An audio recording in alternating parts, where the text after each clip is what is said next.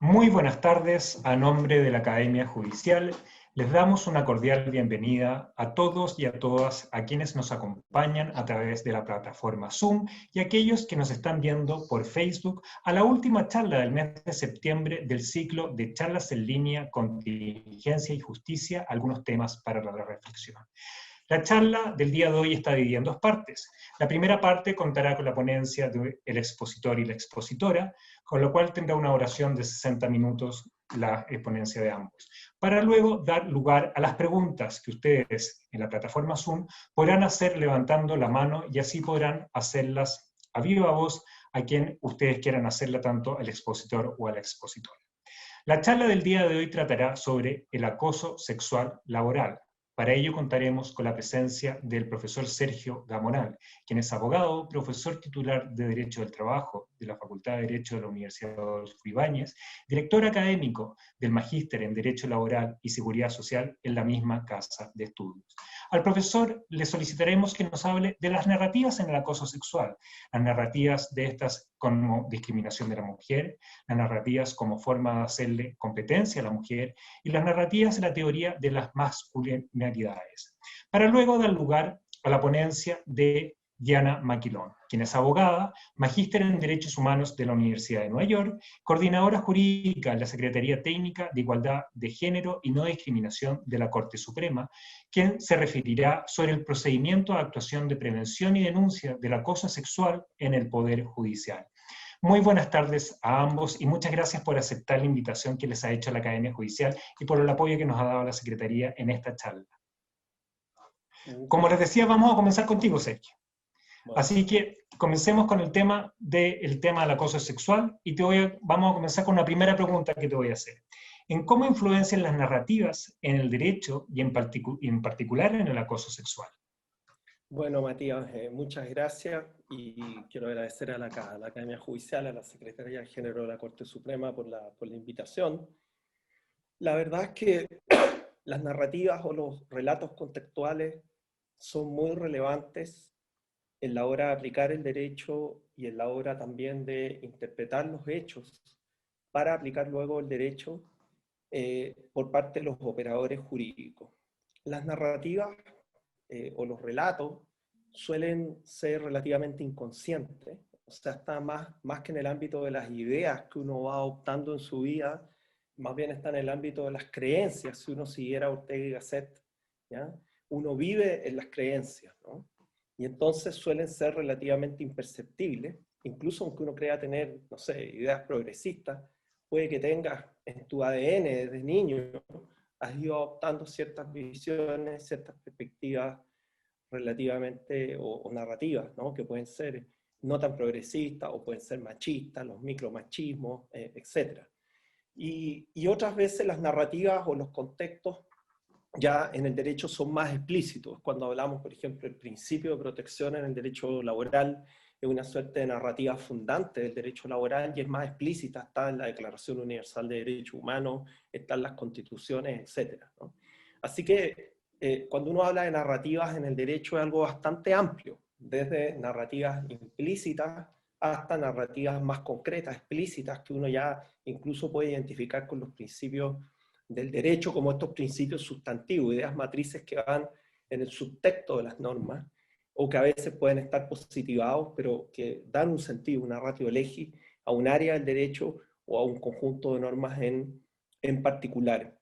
Interesa mucho las narrativas contextuales, que a veces las hemos escuchado desde niños y que te dan una pauta. Por ejemplo, hablando en general, el tema de la mujer en el derecho y la mujer en la cultura, si uno ve las narrativas mitológicas o religiosas sobre la creación, digamos, entre comillas, de la mujer, se da cuenta que son absolutamente sesgadas e incluso ofensivas, ¿no? Si uno entra, digamos, al detalle, ¿no? Quisiera poner brevemente un par de ejemplos antes de entrar propiamente tal al derecho del trabajo, ¿no? Pero, por ejemplo, el mito de creación de la mujer de los griegos está vinculado a Pandora, ¿no? Generalmente yo he ocupado una caja de Pandora, ¿no? Sin saber bien cuál era el alcance de eso. No, que aquí vamos a abrir una caja de Pandora con este problema. Pero la verdad es que en la mitología griega, Prometeo le ha traído el fuego a los hombres, así que Zeus está muy enojado con Prometeo, decide castigar a Prometeo y lo castiga, ¿no es cierto?, con este suplicio que le impone, pero además decide castigar a los hombres. Y ocurre que en la mitología griega, si bien es cierto había diosas, hasta ese momento por lo menos, no había mujeres humanas, había hombres. Entonces decide fabricar una mujer, que es Pandora, como venganza para los hombres. Ya sé que entre todos los dioses la van construyendo, así que la hacen sensual, bonita, pero mentirosa, buena para la intriga, curiosa, más allá de lo razonable. Así que él le entrega esta caja también, que es como una especie de regalo, sabiendo que Pandora la va a abrir, y al ser aceptada por el hermano Prometeo, que se enamora a primera vista y la esposa de inmediato, al abrirse la caja salen todos los males de la humanidad, y solamente la esperanza, ella trata de cerrar la caja, o sea, incluso tratando de hacer el bien lo hace mal, y encierra la esperanza, que era lo último que venía en la caja. O sea, había un no mal, que era la esperanza, pero ella además le pone la lápida, ¿no? Entonces, esa narrativa implica de inmediato una dominación masculina y una especie de la mujer como obsequio dual, ¿no? Que por un lado le gusta al hermano Prometeo, pero trae todas las penas del infierno. Lo mismo podemos decir que en el Antiguo Testamento, las versiones de la creación de la mujer, que son dos, hombre y mujer, los creó en el Génesis al inicio, y después en el mismo Génesis, toda la perspectiva de que es creada de la costilla del hombre. Quisiera terminar este ejemplo del Génesis mostrando cómo hace una narrativa puede ser desafiada, una narrativa hegemónica puede ser desafiada. Jodorowsky dice que está mal interpretado lo de la costilla, ¿no? Porque el arameo está mal traducido, etc. En realidad, más que costilla, era el sueño, ¿no? Dios crea a la mujer del sueño del hombre. Entonces Jodorowsky dice que en el fondo el hombre está creado del barro, pero la mujer no está creada del barro, la mujer está creada del sueño del hombre y es muy superior que te creen desde un sueño a que te creen desde el barro, ¿no? Es muy superior al hombre en esa perspectiva. Ahí tenemos un ejemplo de una narrativa desafiante en ese contexto. Bueno, y después uno va, ¿no es cierto?, a desarrollar su vida, va a ser juez, va a ser abogado, va a ser profesor universitario, pero en tu cultura tienes estos dos nacimientos de la mujer, ¿no? Una que nace de la costilla, ¿no? Así como algo subsidiario del hombre. Primero era el hombre, después fue la mujer. Y otra en que la mujer de frentón es entregada como una maldición para los hombres. Y entonces, repito, incluso aunque uno se crea progresista, tienes metido como en tu ADN estas creencias, estas perspectivas, y por lo tanto eso influencia el color con que ves las cosas, eso influencia las interpretaciones que tú haces, y por lo tanto tiene un impacto muy, muy fuerte. Y yo creo que, y con esto termino esta primera pregunta, un deber de la academia es visibilizar las narrativas, porque cuando la narrativa es inconsciente, bueno, opera automático, pero cuando tú la visibilizas, tienes la posibilidad de hacer cambios en ese punto. A tu juicio, ¿cuál fue la primera narrativa que sustentó la sanción del acoso sexual? Mira, la verdad es que el acoso sexual es una materia que se empieza a cometer en el derecho norteamericano en la década del 70. Desde las evoluciones del derecho norteamericano se pasa al derecho europeo y después se llega al latinoamericano y a muchos otros países. Y lo primero que habría que decir sobre el acoso sexual es que, bueno, ha existido siempre. No es que antes de los 70 no hubiera acoso sexual, sino que lícitamente estaba invisibilizado, todos lo asumían como algo normal, ya, dentro de la narrativa. Si la mujer quiere trabajar, bueno, va a tener que aguantar que el jefe le invite, que la roce, que la toque, etc. Y, y como otras materias, por ejemplo, derecho de huelga, la verdad es que acoso sexual no es necesario que haya una relación laboral para que haya acoso sexual. Nuevamente, en el Antiguo Testamento tenemos un caso de acoso sexual que es de José, ¿no es cierto?, que es acosado por la esposa del marqués del comerciante Putifar que lo había rescatado de la esclavitud. no voy a ahondar en este ejemplo. Lo único que voy a decir, tomen nota, el único caso de acoso sexual en la Biblia es de una mujer a un hombre. La esposa del mercader de Putifar, ya, una señora ya, no sé, tendría unos 40, acosa sexualmente a un jovencito de 15, el cual honrosamente, como buen hombre, se niega, porque él tenía mucha lealtad con el marqués, así que ella lo acusa de violación, de que intentó violar, ella rasga la vestidura, grita, llegan los guardias y dice, intentó violarme, así que lo vuelven a convertir en esclavo al pobre José, llorando el marqués, el comerciante diciendo, yo te crié como un hijo y tú a la primera tratas de violar a mí, y la mujer al lado llorando, así que, etc. Eso te lo dice todo, repito, el único caso en el Antiguo Testamento de acoso sexual es de una mujer o un hombre, ¿no? Entonces, como digo, en el derecho norteamericano, así que es bien tardío hablar de la década del 70 para acometer esta temática, porque es algo que tiene miles de años, ¿no? Así que desde el nacimiento del derecho laboral en el siglo XIX podría haber habido una preocupación sobre el acoso sexual, ese es el punto. Y entonces en el derecho norteamericano tenemos un desarrollo y una primera narrativa que hace una profesora de Yale que se llama Catherine McKinnon, que el año 79 escribió un libro que se llama El acoso sexual en el trabajo. La verdad es que ella ese libro lo escribe siendo alumna, estaba en segundo año de Derecho. Con todo hay que aclarar que primero allá tienen que hacer el college, así que ya tenía una licenciatura en algo, en artes liberales, y después en segundo año de Derecho, hace con 6 años de estudio, digamos, universitario, escribe este libro que va a ser muy, muy famoso. La verdad es que todas las distinciones que nosotros hacemos de acoso sexual, como acoso sexual vertical o ambiente hostil, vienen de Catherine McKinnon, vienen de ese libro que escribió ella y que ha tenido una influencia beneficiosa y muy importante en el resto del mundo. Quiero decir además, en el contexto norteamericano, desde una perspectiva estratégica rápidamente se intenta enmarcar el acoso sexual dentro de las normas antidiscriminatorias, porque la ley de derechos civiles establecía dentro de los criterios sospechosos, que eran religión, raza, color y nacionalidad. La ley de derechos civiles estaba vinculada a la discriminación contra las personas de color, pero se le agregó en la tramitación sexo. Por lo tanto, la estrategia rápidamente de las feministas norteamericanas en la década del 70, es decir, mire, un acoso sexual en el trabajo es una discriminación por razones de sexo que afecta mayoritariamente a la mujer. La verdad, es bien interesante saber cómo llegó la palabra sexo a esa ley, porque la ley no la contemplaba, ¿no? La ley estaba pensando en las personas de color, así que era claro raza, color y nacionalidad. Eran 3 factores sospechosos que estaban imbricados respecto a los afroamericanos. Y obviamente agregaron religión, esa es la primera enmienda, que es la más importante en Estados Unidos, siempre están preocupados, ¿no es cierto?, de la libertad religiosa.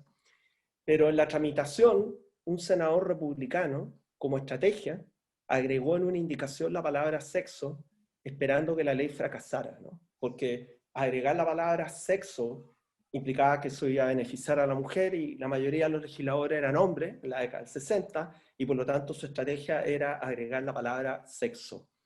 Quiero hacer presente que cuando se discutió la enmienda 13 en Estados Unidos, que prohíbe la esclavitud y la servidumbre involuntaria, en la discusión, 1865, algún legislador levantó la mano y dijo si eso se iba a aplicar a la mujer casada.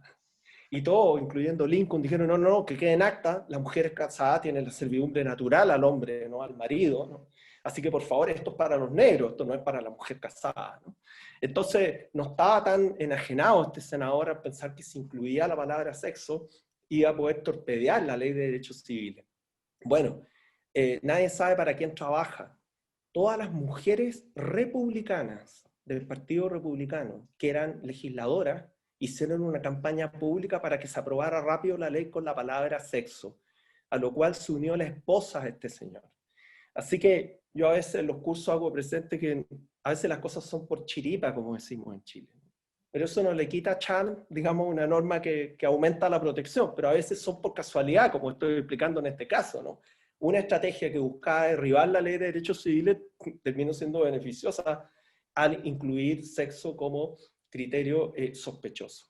Entonces, ¿cuál es la primera narrativa del acoso, perdón, del acoso sexual que construye Catherine MacKinnon. Bueno, Catherine MacKinnon, diríamos, construye una narrativa de la perspectiva de la dominación masculina, de la subordinación de la mujer al hombre.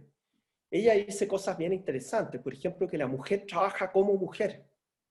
¿Y qué significa que la mujer trabaja como mujer? Sí, que si la mujer hace el trabajo que hace, por ejemplo, un hombre, a ella se le van a exigir ciertas cosas que no se le exigen a un hombre. O sea, siempre que la mujer trabaja, entre comillas, en su calidad de mujer. Y por lo tanto va a ser importante que al jefe le guste físicamente, va a ser importante que ella se vista de una cierta forma que no se le exige al hombre. Cuando se contrata a un hombre, dice Catherine MacKinnon, nadie exige que tenga buena facha, pero si se contrata a una mujer, es clave que tenga buena facha. E incluso ya la persona que la entrevista se imagina acosándola o usando sexualmente, a ver si la atrae, si le excita, y eso es un punto clave para contratar a la mujer. Está hablando en la década del 70, en la realidad norteamericana, ¿no?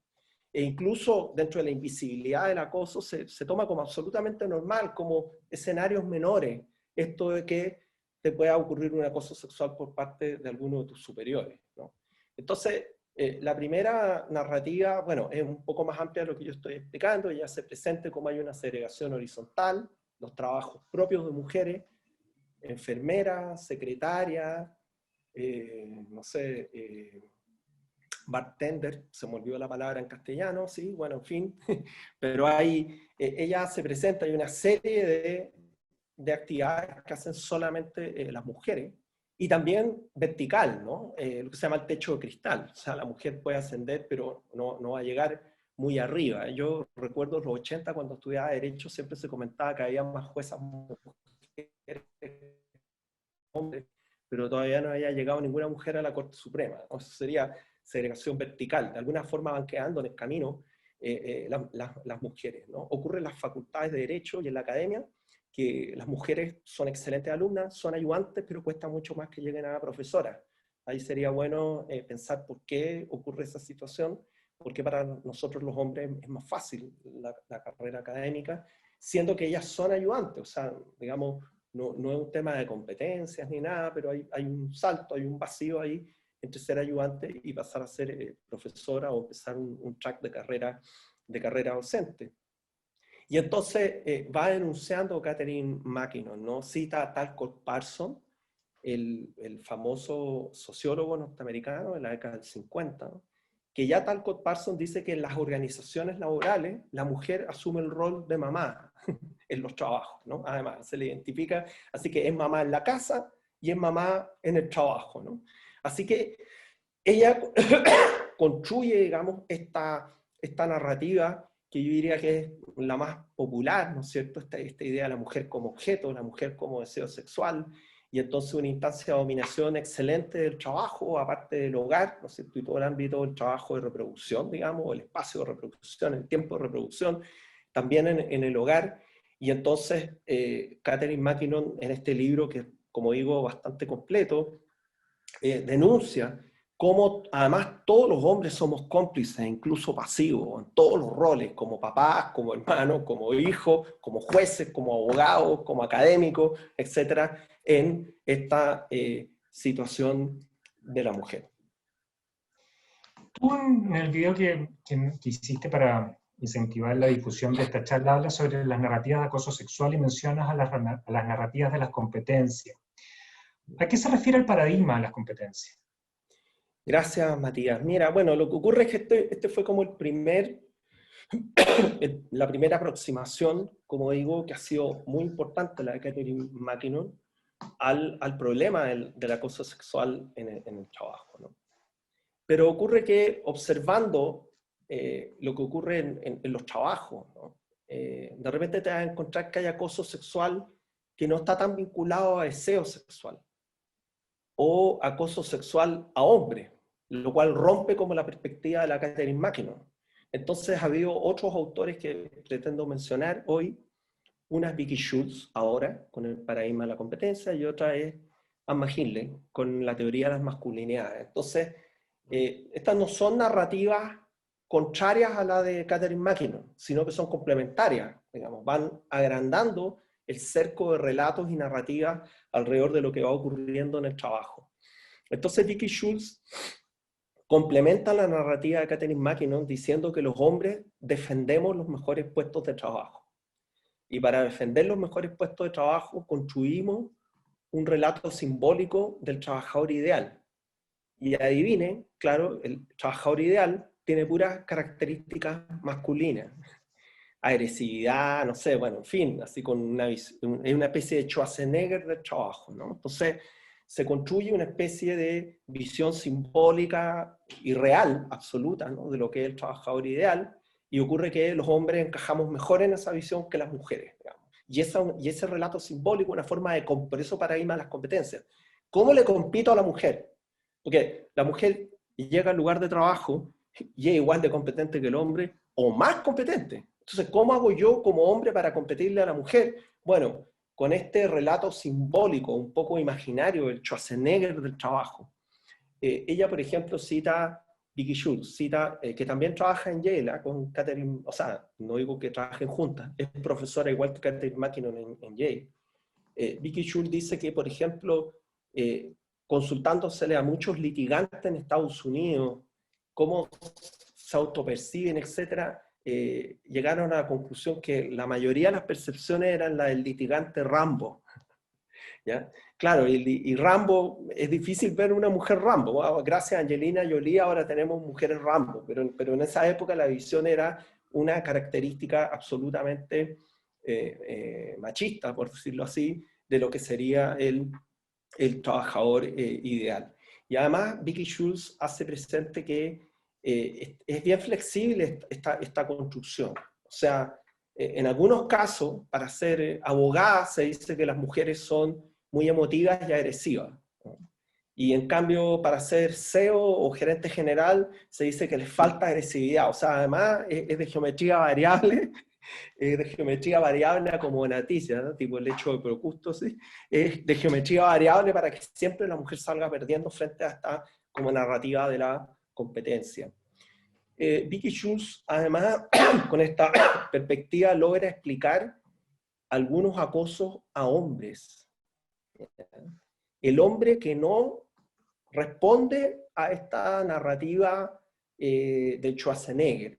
Ella dice, por ejemplo, el hombre que es buen papá. ¿Ya? El hombre que es buen papá y que habla y muestra fotos de los hijos en el trabajo, para la perspectiva Rambo, digamos, como que Rambo no hace eso en las películas, ¿no? Es un hombre medio raro, ¿ya? Medio blandengue, ¿ya?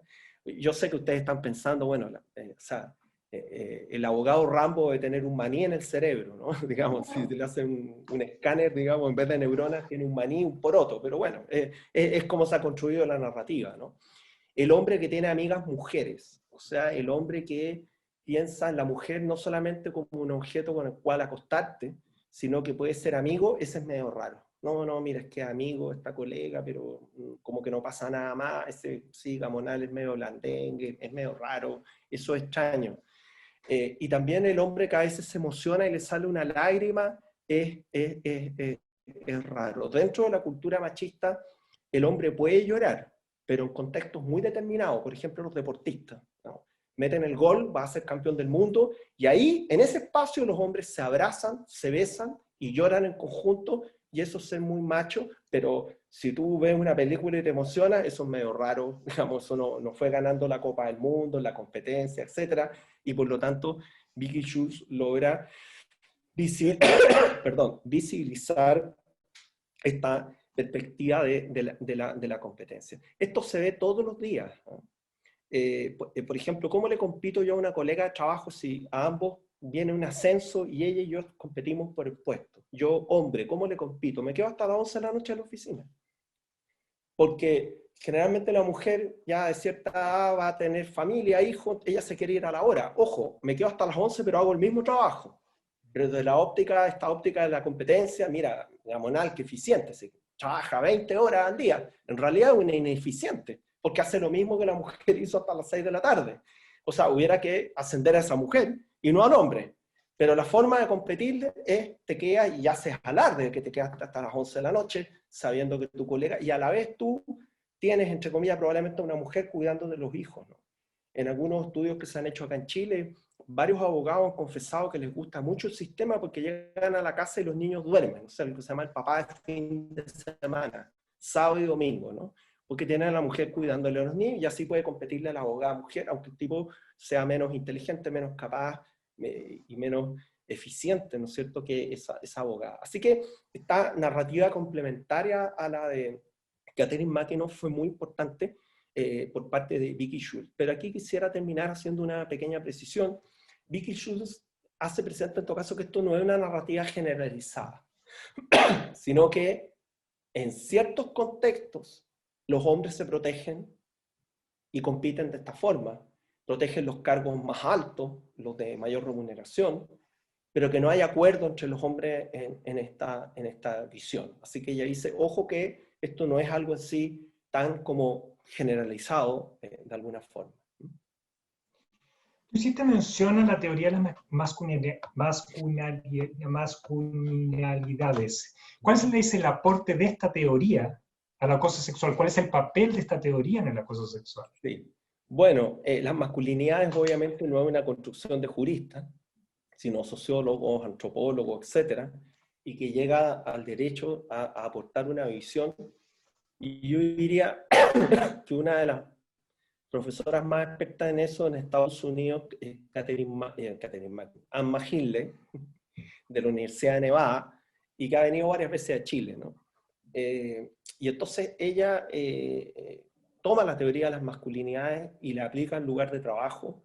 Y aquí, a diferencia de la Vicky Schultz, ella se presenta que más bien hay un paradigma generalizado en las sociedades patriarcales de masculinidad. No es que algunos hombres construyan un paradigma para defender ciertos puestos de trabajo en un contexto determinado, sino que hay una visión generalizada de lo que tiene que ser la masculinidad en la sociedad occidental, y en que el hombre, y que también el hombre está presionado por esa visión, o sea, es víctima del éxito de nuestra propia prepotencia de dominación masculina, porque tiene que andar demostrando su masculinidad en cada minuto, en cada punto, andar aclarando, por ejemplo, que le gustan las mujeres, que no es gay, que él es un tipo duro de roer, etc.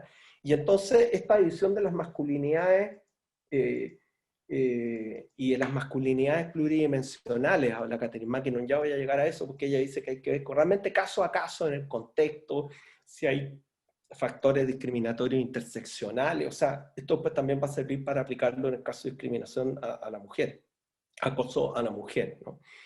Pero en el fondo ella parte analizando un criterio interpretativo que nace en el 9º Circuito Federal, que entre otras toma California, ¿no? Y que es el criterio de la mujer razonable. O sea, para evaluar si un acoso sexual realmente es acoso sexual, porque el problema es que en los ambientes de trabajo a veces la gente se empareja, a veces la gente tiene aventura y en principio eso no es acoso sexual. O sea, el acoso sexual es un requerimiento sexual indeseado por la víctima y que amenaza su situación laboral o afecta derechamente su situación laboral. Entonces, en los trabajos no está prohibido que la gente se enamore, se separe, se sea infiel, etcétera, si es todo voluntario. No sé si me explico, ¿no? Entonces, ese es el mayor problema. O sea, hay muchos problemas, sobre todo de pruebas, en el acoso sexual, ¿no? Porque muchas veces la palabra del eventual acosador con la eventual víctima. Y entonces, ¿cómo vamos a ponderar eso? Y por otro lado, cuando el acosador dice que yo entendí que nosotros teníamos una conexión, entonces yo no entendí que era rechazo, ¿no? Yo pensé que era coquetería. Y nuevamente tu palabra, y entonces, ¿cómo vamos a evaluar eso? Un caso interesante porque era de correspondencia, ¿no? Un compañero de trabajo le empieza a enviar cartas de amor a una trabajadora, ¿no? Ella le dice que no tiene ningún interés en tener nada con él, pero este tipo le envía muchas cartas en el tiempo, ¿no? Entonces, cuando ella demanda por acoso sexual, él dice que ella es exagerada, que es muy nerviosa, que eran bromas, una cartita, da igual, ¿no? Digamos, una carta más, una carta menos, que la mujer es muy exagerada. Y si tú ocupas, ¿no es cierto?, el paradigma de... aquí estoy buscando las palabras de la corte, ¿no? Porque quizás las puedo leer, ¿no? Si tú ocupas paradigma de la persona razonable o el buen padre de familia, generalmente va a ser masculino, ¿no? Y le va a encontrar quizás la razón a este señor que dice que ella es tan exagerada, sino unas cartitas. Además, él dice que él es casado, así que era realmente una bromita que le estaba haciendo a su compañera. Bueno, y entonces los jueces federales del noveno circuito lo condenan, ¿no? Y dicen que realmente esto no tiene que ser evaluado desde la óptica de la mujer razonable y no la del hombre. Y cito textual, dice, nosotros adoptamos la perspectiva de una mujer razonable, fundamentalmente porque creemos que la perspectiva de una persona razonable, sin tomar en cuenta su sexo, tiende a tomar en cuenta las experiencias de los hombres y tiende a ignorar sistemáticamente la experiencia de las mujeres. La perspectiva de la mujer razonable no establece un nivel más alto de protección para las mujeres que para los hombres. Por el contrario, un examen de los hechos, tomando en cuenta el género de la víctima de hostilización sexual, permite a las mujeres participar en el mercado de trabajo en igualdad de condiciones con los hombres. Y entonces, este es un criterio que no está popularizado necesariamente en el derecho norteamericano, o sea, no ha sido adoptado por todos los circuitos federales, y vamos a ver que Anne Macaulay lo perfecciona, ¿no? Porque ella dice que que en alguna medida todas las narrativas, ¿no? Tanto la de la Vicky Schultz como la de Catherine McKinnon, se han basado en algo que era evidente en la década del 80, que ya no es evidente hoy, que el acoso sexual siempre la víctima era una mujer. Diríamos que con la teoría de las masculinidades, Anne Macaulay desarrolla mucho mejor la explicación de por qué hay hombres que son acosados sexualmente, y ella hace presente que si un hombre es acosado sexualmente por no responder al paradigma del Rambo, por decirlo así, tomando las palabras de Vicky Schultz, con mayor razón la mujer va a ser acosada sexualmente, ¿no? Porque incluso ella detecta casos en que mujeres acosan a hombres, o sea, acosan un grupo de trabajadores en que hay mujeres también acosan al hombre o porque es muy sensible, o porque es esto, porque es esto otro, y si eso es así, ¿qué va a quedar para la mujer? Diríamos, la pregunta es que después de todas las narrativas se sigue acosando sexualmente en Estados Unidos a la mujer en el trabajo, y entonces, más allá de lo que dice la ley, tratar de explicar por qué, ¿no? ¿Por qué están tan enraizados estas perspectivas? Y entonces, en definitiva, aplicando la tesis de las masculinidades, voy a contar un caso que nos va a ayudar a entender. Anne Macaulay hace presente que en cada caso los jueces van a tener que observar muchos factores, ¿no? Desde, no sé, el género de la víctima hasta el contexto particular, el grado de poder que tenía el jefe, el historial, porque en el fondo pues, no es lo mismo una trabajadora de raza negra que tiene dos factores sospechosos de discriminación, diríamos, la raza y el género, que una trabajadora blanca. Y por lo tanto, incluso se tiene que, diríamos como que tuviéramos en un microscopio, precisar mejor el mismo criterio de la mujer razonable en su contexto y según las condiciones particulares, y ya una serie de perspectivas, ¿no es cierto?, que tienen que tenerse en cuenta justamente para evaluar estos criterios, ¿no? Desde, dice aquí, identidad personal, circunstancias dentro y fuera del trabajo que se vinculen con la vulnerabilidad de la víctima, poder relativo del acosador, debilidad relativa del acosado, si el demandante pertenece a un grupo marginal, la dinámica en el lugar de trabajo, el contexto del trabajo, bueno, en fin, ella da una serie de perspectivas. Como ejemplo de esto, de la óptica de las masculinidades dentro del acoso, ella cita un caso del aeropuerto de Nevada en Estados Unidos, que es bien interesante, ¿no? Prospect Airport, ¿no? Que es de dos trabajadores latinos, ¿eh? Rodolfo Lamas y Silvia Muñoz, así que es de dos trabajadores mexicanos, ¿no? El punto es que la trabajadora le empieza a manifestar su interés al trabajador. Dos trabajadores que se dedicaban a llevar las sillas de ruedas para la persona que viaja con asistencia en el aeropuerto, ¿ya? Dos trabajadores latinos, y entonces ella empieza a manifestar un interés por Rodolfo Lamas. Y él rechaza los avances, los flirteos, digamos, de Silvia Muñoz, ¿no? Y ella empieza a insistir, en que vayan a tomar un trago, en que salgan, etc.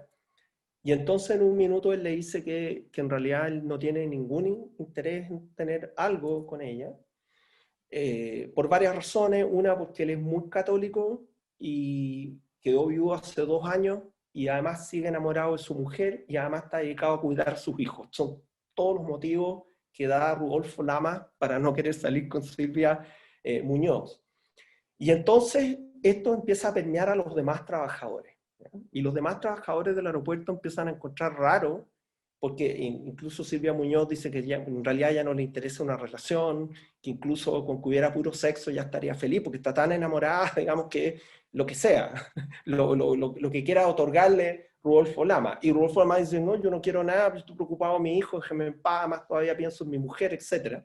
Y entonces los demás trabajadores empiezan a decir, esto es bien raro. Sí, siempre supe que Rodolfo era medio raro, ¿no? Sí, se veía, no sabía qué, pero claro, si usted se fija, el Rambo, ¿no? Pensando, ¿no? Mira, esta mujer se le ofrece sin compromiso y la rechaza, solamente puede ser medio raro este trabajador.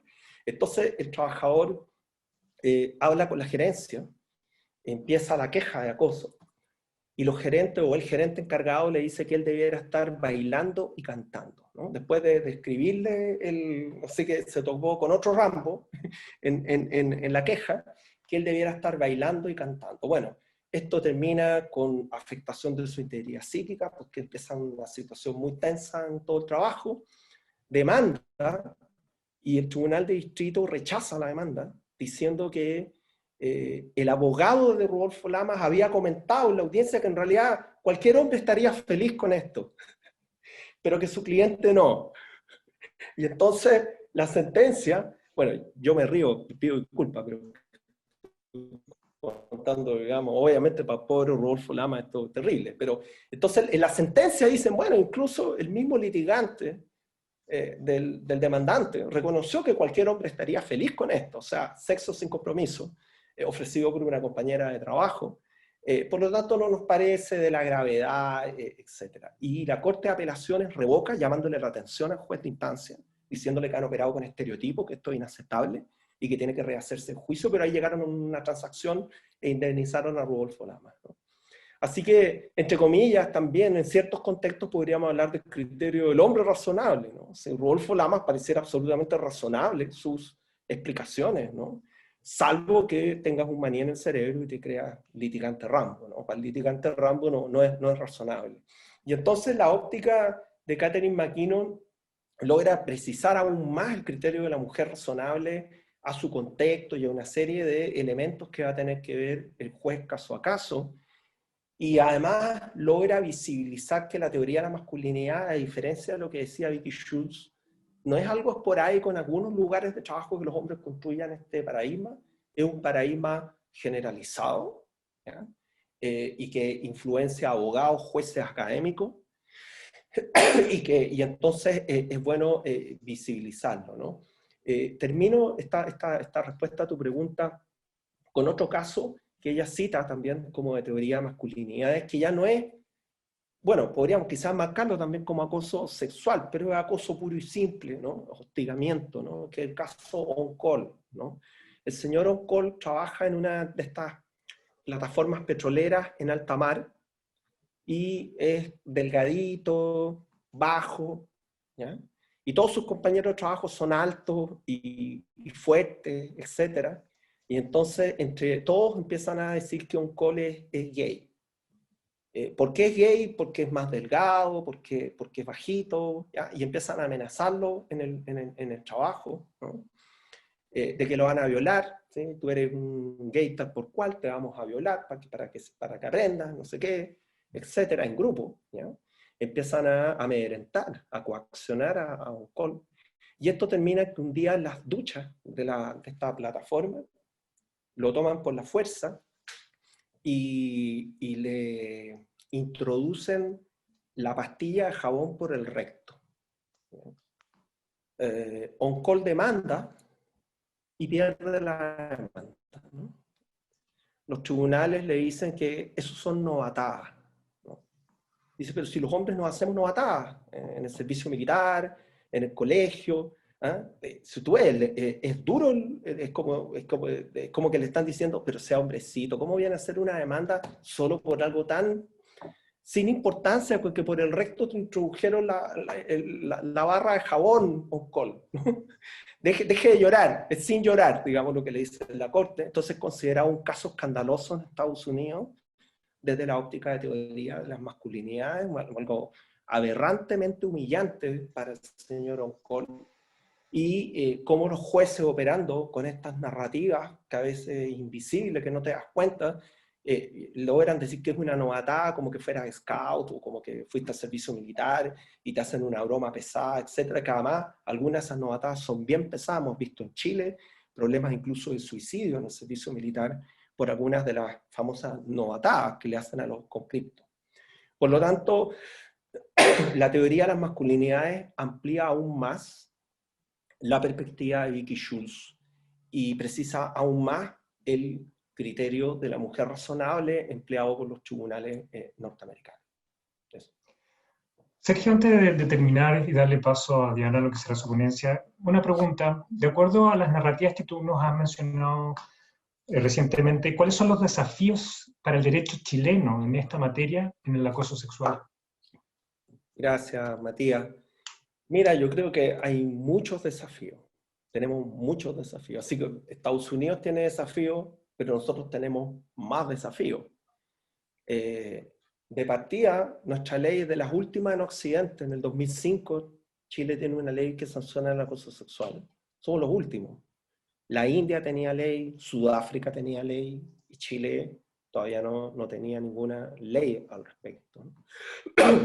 Se ha postulado que el criterio de la mujer razonable puede entrar dentro del contexto de la sana crítica, pero no conozco, tampoco estoy necesariamente al día en las miles de sentencias, pero no conozco ninguna sentencia en Chile, por ejemplo, que haya dicho, mira, vamos a ocupar el criterio de la mujer razonable.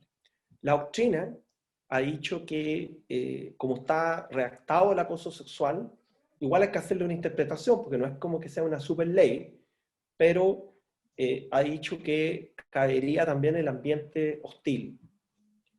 Pero no conozco realmente sentencias que derechamente hablen de acoso sexual en ambiente hostil. O sea, las sentencias que tú estás viendo de acoso sexual son de chantaje o quid pro quo, o acoso sexual vertical, respecto generalmente de una mujer, y en donde es muy difícil la prueba, ¿no? Lidia Casas ha hecho estudios que incluso en su tesis doctoral, ¿no es cierto?, que muestran que las mujeres que han ganado juicio de acoso sexual igual pierden el trabajo, ¿no? Entonces, sí, los desafíos aquí en Chile, todos los desafíos, ya desde la perspectiva de las narrativas, que me parece que en la cultura patriarcal ya particular que tenemos en Chile es bastante machista, ya hay que trabajar las narrativas, pero también hay que perfeccionar los procedimientos, hay que tratar de ver cómo es esto de que la mujer, aunque gane el juicio, termina en definitiva sin trabajo, porque entonces el costo es muy grande para la mujer de accionar un procedimiento. Imagínate ahora en pandemia, en que la gente está desesperada por mantener el lugar de trabajo, ¿no? Y generalmente cuando hay crisis aumenta el acoso sexual, ¿no? O sea, los acosadores sexuales tienen una mentalidad de violadores. Esa es la verdad, ¿no? Yo diría que son violadores circunstanciales, ¿no? Y entonces, por ejemplo, en España, con la crisis económica, después del 2008, aumentó exponencialmente el acoso sexual, porque el acosador, que es un violador en potencia, sabe que la mujer necesita el doble de trabajo con crisis económica que sin crisis. Así que este es un tema todavía muy grave y que hay que tener muy presente. La ley chilena es absolutamente timorata al no considerar otros ambientes que en derecho comparado se han considerado proclives al acoso sexual. El primero es el universitario, en que el profesor universitario puede pretender también acosar sexualmente a alumnas, alumnos, etc. O el ayudante. La ley chilena no considera el ámbito educativo, así que el ámbito educativo es un problemazo, porque si un profesor acosa a una alumna, ese no es acoso laboral, sexual, porque la alumna no es trabajadora del profesor. Entonces hay que empezar todo un rodeo, que es una falta de probidad dentro con la universidad de ese trabajador profesor. pero tú comprenderás que eso es una barbaridad. Eso debiera comprender colegios, por lo menos educación media, pues hay acoso sexual de profesores de colegio, alumnas de tercero, cuarto, segundo medio, no sé, en fin. Y en derecho comparado, las leyes de acoso sexual suelen ser laborales, educativas, en el ámbito educativo, en el ámbito religioso, en el ámbito deportivo, en el ámbito de todo lo que es gendarmería, o sea, todas las relaciones de poder. Y hemos visto en los últimos años escándalos religiosos de acoso sexual, escándalos deportivos de acoso sexual. Y Chile no tiene ley, lo que tiene es la laboral. Entonces, ese es un desafío legislativo, me parece muy, muy grande. Así que tenemos como pluridesafío, no solamente propio del derecho al trabajo. Y cualquier ley de acoso sexual se va a enfrentar con las precariedades del trabajador chileno. Y las precariedades generales del trabajador chileno, que es un trabajador que en su horizonte, digamos, no tiene un sindicato que lo defienda. Por lo tanto, una buena organización sindical con derecho real de huelga, como ocurre en los países de la OCDE, es la mejor protección, incluso contra el acoso sexual, que puede tener alguien, más que hacer un juicio de 1 año y medio que probablemente va a perder el trabajo, etc. O sea, si tú me dijeras quién está evaluando el acoso sexual en Chile, los gerentes de recursos humanos o de personal. Y eso es algo brutal, ¿no? Porque la mayoría no son abogados. Y los ingenieros comerciales hasta la década del 80 tenían un ramo de derecho laboral, pero hoy día tengo entendido que solo los USACH tienen un ramo de derecho laboral en ingeniería comercial. Así que este tema del acoso sexual lo conoce y lo resuelve en una empresa mediana grande, una persona que no es abogado, nunca ha escuchado a la mujer razonable, nada, y puede tener todas las narrativas y toda la dominación masculina normalizada en su actuar, y por lo tanto no tiene ninguna noción. Así que yo creo que a Chile le queda bastante en este tema. Sí estoy optimista por razones no tan bellas, digamos. Chile es un país muy pequeñito dentro de Occidente, un país, aunque uno lo ame mucho, bastante irrelevante. Esa es la verdad. Es decir, lo más relevante de Chile es el Estrecho Magallanes, digamos. ¿Sí? Se podría construir la historia de Chile desde allí, como cosmovisión, digamos. Y entonces, en Occidente sí que están cambiando bastante las cosas. Se calcula que los CEO van a ser mayoría mujeres en 2040. En las facultades de ingeniería, por ejemplo, en Colombia están estudiando más mujeres que hombres en ingeniería. En pregrado, 52% mujeres, en posgrado casi 70% mujeres. Ahora en el Tecnológico de París, que no pudieron hacer examen oral, que es donde viene la discriminación, tuvo que ser escrito, siempre entraban menos mujeres que hombres a estudiar ingeniería. Por el COVID tuvo que ser solamente el examen escrito, 82% matrícula femenina. O sea, las mujeres más estudiosas que los hombres, con más años de estudios que los hombres, se están tomando el poder en Europa y en Norteamérica. Y Chile, que es un país en eso chiquitito, que se ve influenciado por modas, tendencias, probablemente va a ser influenciado benéficamente en este caso hacia un mayor respeto de la mujer en el trabajo y en la universidad, etc. Obviamente yo soy optimista porque si China en algún minuto llega a dominar el mundo, a ser el nuevo Estados Unidos, vamos a tener una contrarrevolución, digamos, los derechos de las mujeres en China están por el suelo. Así que esto no es un argumento a favor de Trump, por favor no me malentienda, estoy hablando de la óptica de género y derechos fundamentales. China es una dictadura, se nos suele olvidar solo porque tiene éxito económico, ¿no? Y entonces es un tema que hay que considerar, pero yo creo que Chile va a tener que seguir la tendencia de los países a los que, entre comillas, Chile admira, que son los de la OCDE, y en donde cada vez más hay una apertura que es representada por los países nórdicos de mayor igualdad entre géneros. Muchas gracias. Gracias, Sergio. Después vamos a seguir contigo las preguntas que nos hagan la gente que nos sigue por la plataforma. Hola Diana, buenas tardes. Gracias por aceptar la invitación. Gracias. Seguimos el tema, pero ahora nos vamos al acoso sexual en el Poder Judicial. A ver si nos pudieras comentar cómo ha enfrentado el Poder Judicial el acoso sexual y qué medidas se han adoptado. Primero destacar lo interesante que fue escuchar a Sergio en términos de poder darnos también un contexto tan importante cuando hablamos del acoso sexual, que no basta una mirada solo desde lo jurídico, sino que es necesaria una mirada interdisciplinaria, y cómo el fenómeno del acoso también es muy relevante verlo desde la psicología, la sociología y bueno, también de las distintas teorías feministas. Respecto al Poder Judicial, hay que contextualizar. De un tiempo a esta parte, nuestra institución ha tomado una serie de medidas en aras a incorporar una perspectiva de género en todo el quehacer del Poder Judicial, tanto en el ámbito externo, es decir, garantizando el acceso a la justicia, y también en el ámbito interno. Y ahí, en primer lugar, destacar el estudio de diagnóstico que se hizo en el año 2015 y 2016, en el cual contaba de varios temas, y entre ellos había un capítulo dedicado al acoso sexual en la institución, y donde se hizo una encuesta particularmente autoaplicada, que participaron más de 4.000 personas, y en eso se hicieron una serie de preguntas. Y los resultados de esa encuesta fueron muy interesantes, porque ahí 1 de cada 10 personas declaró haber presenciado o haber vivido acoso sexual, lo que vino a confirmar un diagnóstico que ya se tenía en cuanto a que hay acoso sexual y que debemos enfrentarlo de alguna manera. Lo más crítico fue cuando se preguntaba a aquellas personas que habían experimentado acoso sexual era si utilizaban la vía institucional existente para denunciarlo.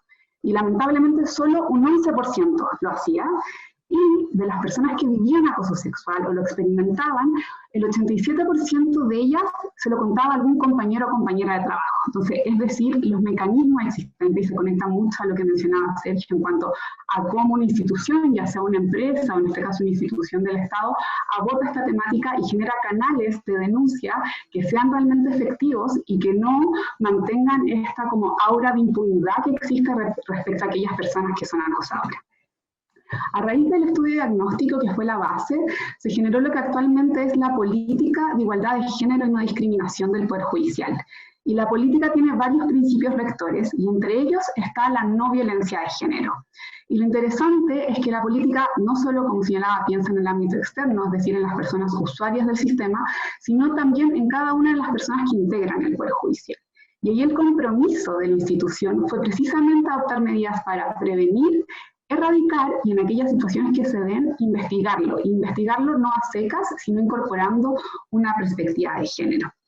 Y a raíz de eso comenzó una mesa de trabajo que funcionó durante el año 2017 y también una campaña comunicacional que probablemente muchos de ustedes han visto, que es un video muy breve que se llamaba ¿Acaso es acoso?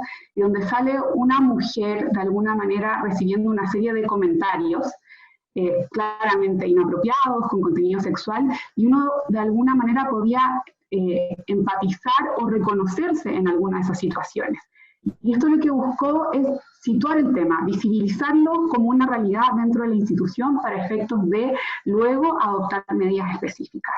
Y esto derivó en la generación del Acta 103/2018, que precisamente establece un procedimiento administrativo para la denuncia de situaciones de acoso sexual, y en la cual se establecen una serie de garantías precisamente por las particularidades de este fenómeno. Es así como el Acta 103, y debo señalarlo, es una, de alguna manera, versión diferente del procedimiento administrativo que ya existía en ese entonces, que en ese momento era el Acta 15 y que ahora recientemente fue reemplazado por el Acta 108/2020. Entonces, el procedimiento administrativo general para la investigación de situaciones disciplinarias al interior de la institución, que se adaptó o adecuó precisamente para investigar acoso sexual.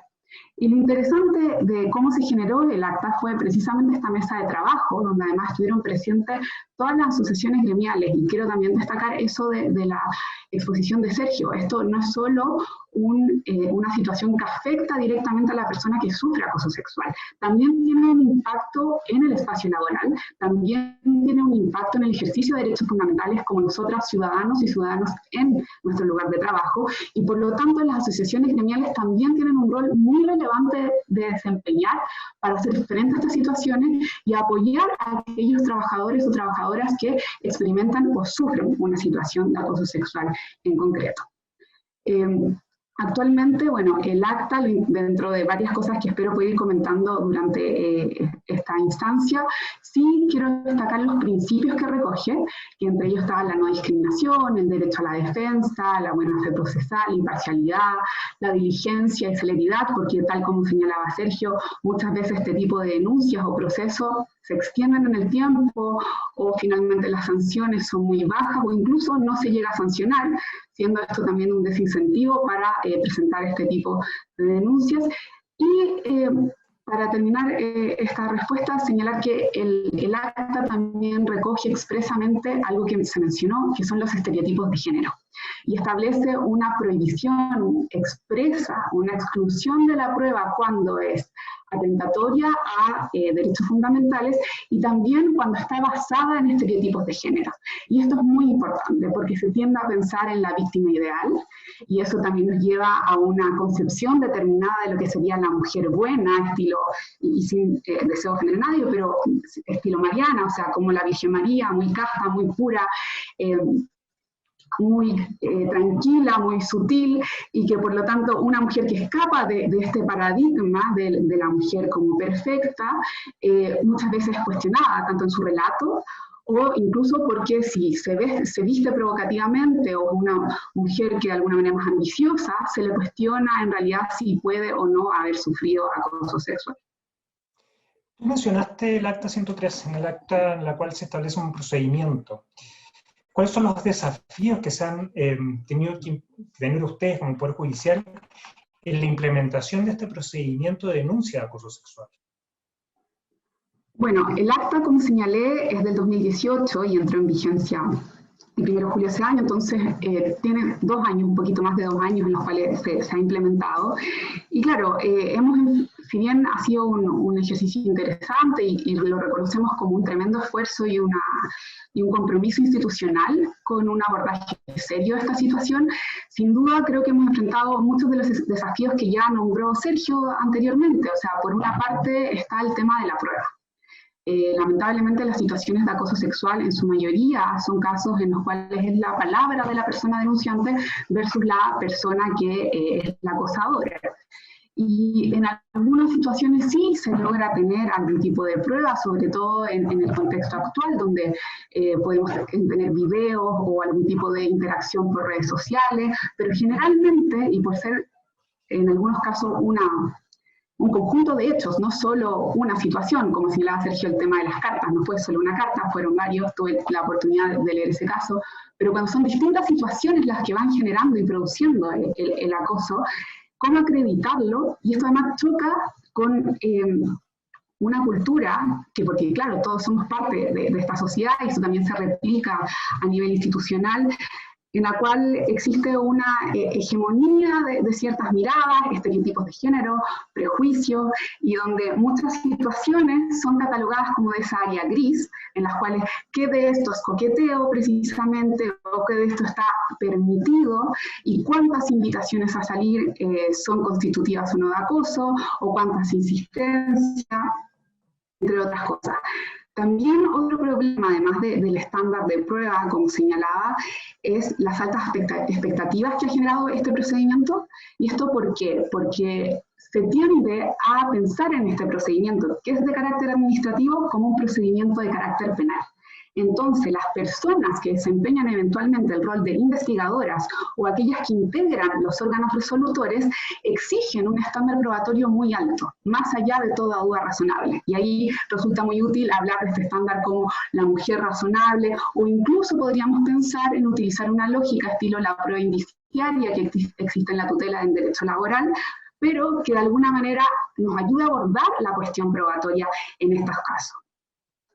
Además, hemos identificado una falta de capacitación, o más bien un desconocimiento sobre el fenómeno. Y por eso una instancia como la de hoy día nos parece tan importante desarrollar. Hay que tener una comprensión clara. Esto no es solo una cuestión de deseo, de atracción. Lo que está detrás es un ejercicio del poder. Y un ejercicio del poder dentro de un contexto en el cual las mujeres nos encontramos subrepresentadas, donde somos víctimas de una discriminación estructural y donde estas lógicas de poder se replican en los contextos laborales, siendo el acoso sexual una manifestación de la violencia en razón del género. Entonces, cuando esto no se comprende, muchas de las situaciones son de alguna manera señaladas como de poca relevancia, o le están poniendo color, o de alguna manera no acepta una broma, cuando en realidad son situaciones atentatorias a la dignidad de las mujeres. Y quizá otro tercer problema ha sido las sanciones. Nosotros tenemos que contextualizar que el acta tiene su base en el Código Orgánico de Tribunales, en el COT. Y por lo tanto, las sanciones que establece el código, que son específicamente el artículo 532 y 537, no se condicen con aquellas sanciones que uno esperaría para este tipo de fenómeno. Es decir, no solo basta de alguna manera una amonestación o eventualmente una suspensión, que además es con derecho a sueldo, sino algún tipo de medida que vaya con una reparación no solo a la víctima directa, sino que también permita generar garantías de no repetición respecto a este tipo de hechos en ese ambiente o unidad laboral. Por lo tanto, son varios ejemplos. Y quizás el último, para cerrar, sería el tema de las denuncias anónimas, que fue algo muy discutido en la mesa de trabajo al momento de estudiar la posibilidad de que se pudieran establecer denuncias anónimas, precisamente por lo que hablábamos hace un momento. La mujer o la persona que decide denunciar, y quiero hacer un alcance, siempre en las capacitaciones me dicen, no solo las mujeres son víctimas de acoso, también los hombres sí, efectivamente, pero tanto la Organización Mundial de la Salud, organismos internacionales de derechos humanos y encuestas han señalado que las mayores víctimas de acoso sexual son mujeres. Y por lo tanto ese es el énfasis que también tenemos que darle, o sea, ponernos unos lentes de género al momento de estudiar y analizar este problema. Y bueno, lo que señalaba las denuncias, hay ocasiones en las cuales se ha tratado de presentar denuncias anónimas, pero esto fue descartado de plano cuando se generó el procedimiento y se estableció así. ¿Por qué? Por un lado, para evitar la revictimización, es decir, que denuncie a aquella persona que quiera denunciar, porque entendemos que el proceso y llevarlo a cabo y llevarlo adelante significa también enfrentarse a su espacio laboral, y por lo tanto no se podría forzar a una persona a denunciar. Y también porque eventualmente para poder obtener una resolución de ese caso va a ser necesario contar con la mayor cantidad de antecedentes, y eso requiere de testimonios, de pruebas, de descripción de situaciones, y por ello necesitamos conocer a la persona o las personas que son víctimas. Y solo para cerrar, se permiten las denuncias de carácter colectivo, es decir, puede ser no solo una víctima, sino varias víctimas, pero cada una de ellas debe estar individualizada. Y para terminar lo que está haciendo tu pequeña, lamentable exposición, porque nos gustaría haber tenido más tiempo para que pudieras explayarte más, ¿cuáles son las medidas que tú crees que debería adoptar el Poder Judicial para prevenir el acoso sexual?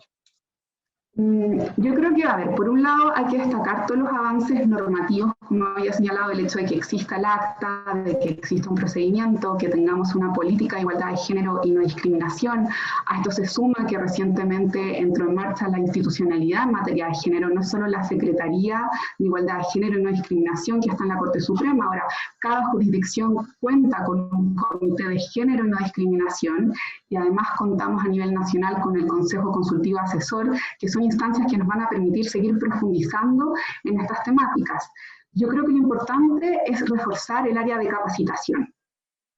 Eso es clave de todas maneras, y esto es capacitación a todas aquellas personas que puedan ejercer el rol de investigadores o eventualmente de órganos resolutores.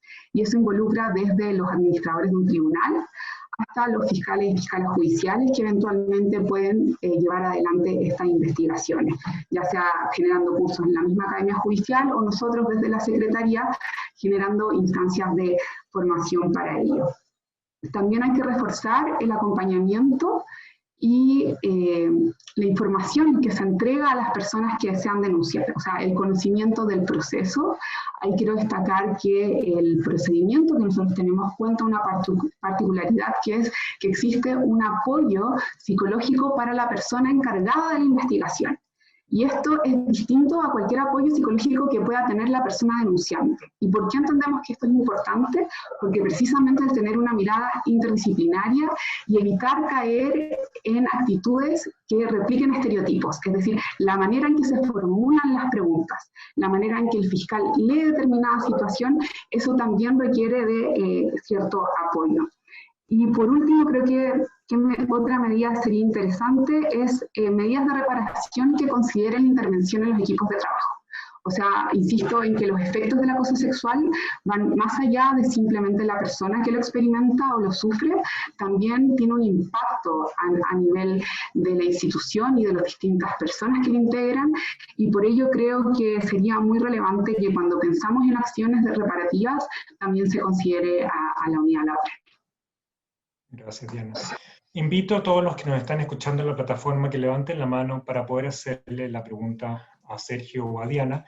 Antes que eso, quiero invitarlos para la charla del día de mañana, la cual estará a cargo de la profesora Carmen Domínguez Hidalgo sobre el principio de reparación integral del daño. Será mañana jueves, 1 de octubre, a las 3 de la tarde, para que estén interesados se inscriban en la página web de la Academia Judicial. Vuelvo a reiterar la invitación a que levanten la mano para hacer las preguntas para el expositor y la expositora. Una pregunta, acá, ya se entusiasmó.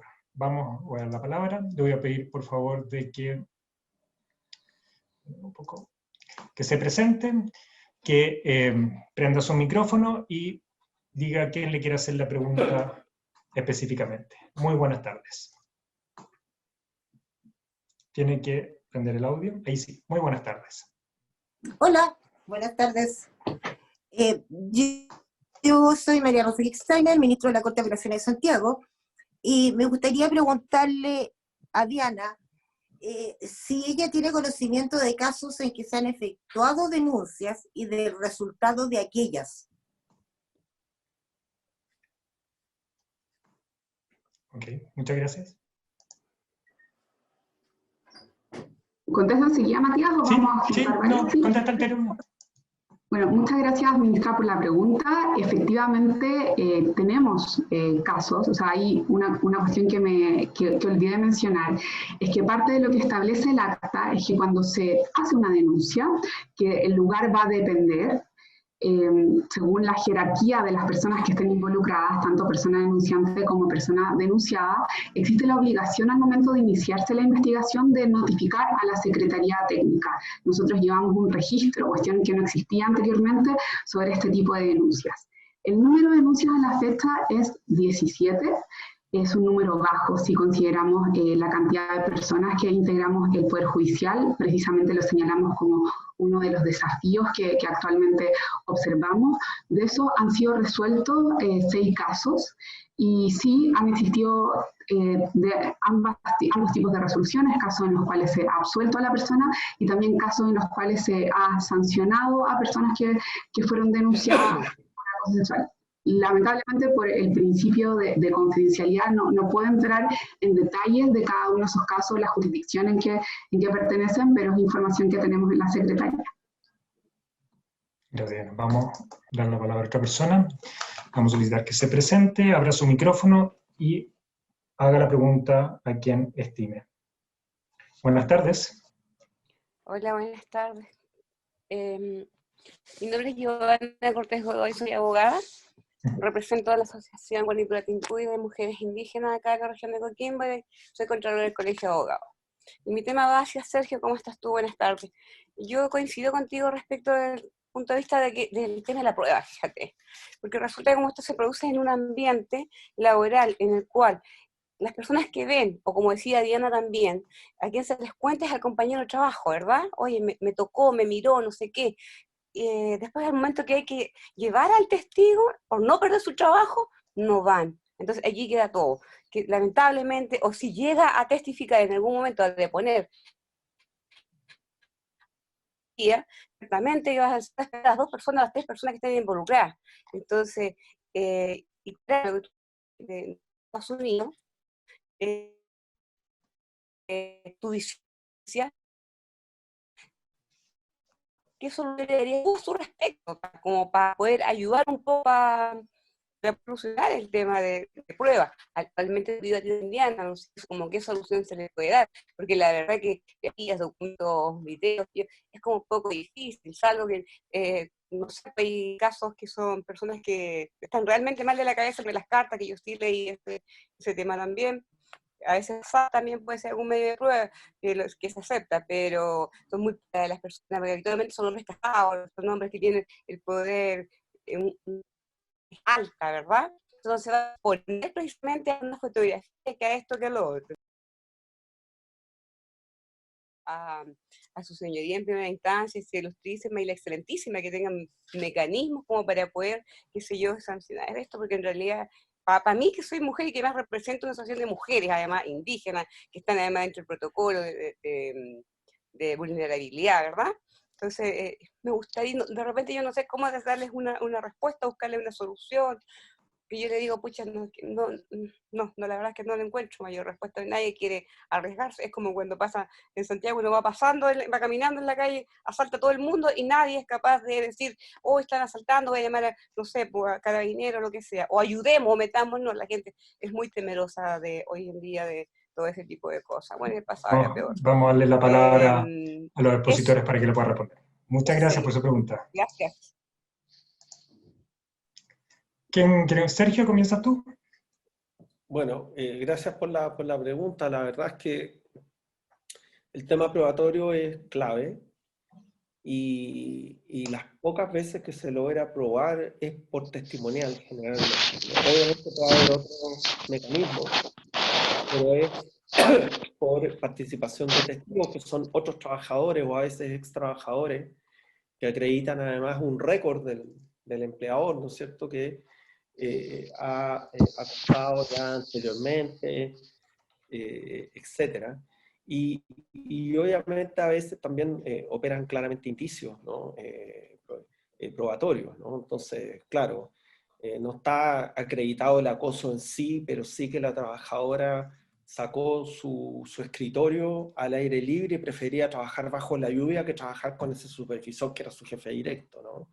Y entonces, recordemos que el acoso sexual y los acosos en general visibilizan que en las relaciones laborales hay vínculos contractuales y extracontractuales. Es que uno tiene con el empleador es contractual, pero con tus colegas es un vínculo extracontractual.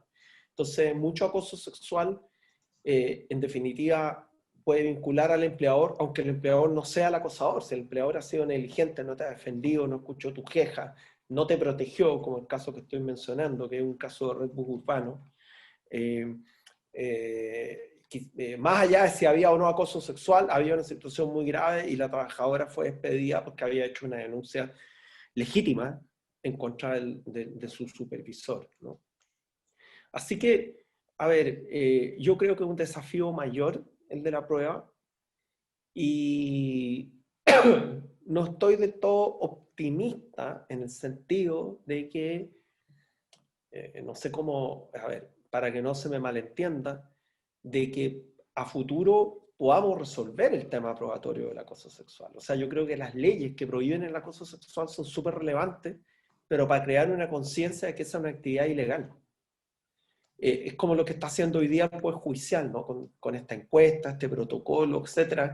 Yo diría que a todos los miembros del Poder Judicial ya a todos les quedó claro que el acoso sexual es algo que no va a ser premiado. Aunque sea difícil hacer el procedimiento, tenemos que pensar que en la década del 70 había a veces supervisores que se ufanaban de, mira, violé a esta niña, estuve con esta, en una especie de Schwarzenegger, así que tenía aquí todas las niñas que había logrado poseer dentro de la empresa y era un superhéroe. Eso como que con las leyes hoy día ya no es posible, todo el mundo sabe que eso es algo irrelevante, o sea, perdón, ilegal, y que puede generar una condena al empleador. Entonces también, obviamente, probablemente hay que aumentar las sanciones, ¿no? Entonces el empleador es el primer preocupado en que no haya un ambiente de acoso sexual. Pero el tema probatorio es muy complicado por todo lo que hemos dicho. Entonces yo particularmente en que tengamos un giro probatorio, o sea, en Estados Unidos es complicado. O sea, lo que estoy mencionando de Estados Unidos, si hoy día viéramos el acoso sexual en Estados Unidos, se mantiene. Entonces, y justamente por eso han ido complementando estas narrativas, ¿no? Entonces, por un lado, estoy feliz con las leyes, estoy feliz con lo que hace el Poder Judicial, lo encuentro además porque es una autonormación, lo cual es algo notable. Generalmente las instituciones no quieren, prefieren esconder la cabeza como la avestruz, no quieren ver esto, ¿no? Entonces que el Poder Judicial, en eso me parece líder, haya empezado por su cuenta, digamos, un camino de prevención y de sanción de la abuso sexual me parece igual admirable. Ahora, y entonces, todo lo que aumente la conciencia y ayude a ir cambiando la narrativa, yo lo creo relevante, pero eso no implica que haya que ganar un juicio porque el tema probatorio es muy complicado. Y entonces, nuevamente, ¿dónde está la pata coja? Esa sería la pregunta. Si uno mira el convenio 190 de la OIT del año pasado sobre violencia en el trabajo y hostigamiento, como casi todos los convenios de la OIT se va a dar cuenta de que está involucrada la negociación colectiva. Y entonces, la mitad del convenio está destinado a prevención. Y además con los actores sociales con diálogo social. Y Chile no tiene actores sociales, el actor sindical no existe, no tiene negociación colectiva, o sea, tener un 8% de cobertura es lo mismo que no tenerla. No es lo mismo, pero es casi lo mismo, así como un límite infinitesimal del cálculo algebraico, ¿no? Y entonces, repito, también nosotros estamos en las propias limitaciones que tiene nuestro sistema, que dejan en alguna medida solo al trabajador frente al empleador, con todo el derecho individual, pero todo pasa por inspección de trabajo, pasa por tribunales, y ocurre que la relación laboral, como una buena relación de poder, debiera poder desarrollarse con un poder mayor de la parte débil, que en este caso del trabajador, sin llegar a una instancia judicial. E igual que el derecho de familia. Tú en tu matrimonio no puedes tener de juicio, no puedes resolver todo con juicio. La mujer, cada discusión que tenga con el marido no puede hacer un juicio de familia. La mujer tiene que estar empoderada, ya sea con el divorcio unilateral, ya sea porque trabaja, ya sea porque tiene una red de apoyo, ¿correcto? Y eso, digamos, el divorcio unilateral, el trabajo, la red de apoyo, el laboral sería el derecho de huelga, el divorcio unilateral, y un sindicato y una negociación colectiva fortalecida. Entonces el sindicato es el que toma la bandera de la prevención del acoso sexual, y ahí sí el empleado puede tener una huelga, puede tener un conflicto colectivo, el empleador no lo quiere, y por lo tanto va a haber menos acoso sexual. Dicho eso, ni siquiera en los países con mucha negociación colectiva ha terminado el acoso, pero sí es cierto que ha disminuido mucho más que en otros, y por lo tanto es un tema sumamente delicado, grave, porque está muy enquistado, digamos, como en el ADN de la sociedad. Pero así también vuelvo a ser presente que imperceptiblemente algunas cosas están cambiando, por lo menos en Occidente, en los países de desarrollo avanzado, con las mujeres, en que ya en Alemania, en Francia, tienen mayor estudio que los hombres, tienen más carrera universitaria que los hombres, y están llegando a más puestos que los hombres de a poquito, pero llegando. Eso todavía en Chile no se ve. Aunque tengamos mucha mujer instruida y con doctorado, todavía no se ve seguimos con un predominio masculino bastante importante. Pero repito, nuestro país es chiquitito y relativamente irrelevante, así que nosotros no marcamos tendencia, en una de esas por suerte, ¿no? Nosotros no vamos a hacer la tendencia que va a seguir el mundo, mira Chile que lo hace bien, no. Vamos nosotros a seguir las tendencias de los demás. Pero el tema probatorio me parece escabroso, complicado, y tiene, o sea, aparte de la complicación propia del acoso sexual y de la revictimización, como en una sentencia que leía, que en un WhatsApp del trabajo salía que cuando se juntaban los fines de semana en un cumpleaños, la demandante se emborrachaba y bailaba no sé qué baile con no sé quién. Bueno, ahí tienes nuevamente las narrativas. Eso es absolutamente irrelevante, aunque el juez lo considera. Eso es absolutamente irrelevante para evaluar el acoso sexual. Eso no implica que esa mujer sea más acosable que otra solo porque baile meneíto, no sé qué cosa bailaba con un compañero de trabajo. Porque todo tu prejuicio entra ahí, ¿no? No es la mujer mariana de Diana Maquilón, ¿no? La virginal que anda de blanco, transparente, y que cada tanto se levita, hay que tenerla con un hilo para que no se vaya al cielo. Y entonces tú ya entras con el prejuicio. Entonces es un tema como multifacético. Y yo creo que, o sea, la lucha probatoria hay que darla, ¿no? Pero es un camino que no va a ser pleno, ni siquiera con plena prueba. O sea, igual necesitas tu trabajo. Si te vas a quedar sin trabajo, vas a tener o que defenderte, autotutela, o pensarlo 2 veces, etc. Diana, ¿quieres agregar algo? No coincido con Sergio, precisamente lo planteamos como parte de los desafíos que actualmente enfrentamos y que también debe leerse dentro de un contexto. O sea, como otra institución, el Poder Judicial, existe una jerarquía en su estructura, opera bajo una lógica de mandante-mandatario, hay un estilo de trato hacia las personas funcionarias, que es un recordatorio permanente de ese ejercicio de autoridad, de poder. Es decir, una serie de factores que hacen muchísimo más difícil el abordaje de las situaciones, pero no por ello se va a dejar de intentarlo, y precisamente es uno de los puntos en los cuales actualmente desde la Secretaría estamos trabajando. Quizás ahí destacar que también el Acta 103 establece que toda persona a cargo de una investigación por una denuncia de acoso sexual siempre se puede comunicar con la Secretaría a efectos de poder solicitar algún tipo de asistencia técnica, desde corroborar la aplicación de alguno de los artículos del acta o profundizar en alguno de los temas para comprender el fenómeno del acoso sexual. Y nos ha sucedido que hubo fiscales que nos oficiaron y solicitaron precisamente información en materia de estándar probatorio o incluso algún tipo de referencia a cómo se había aplicado dicho estándar en casos previamente resueltos.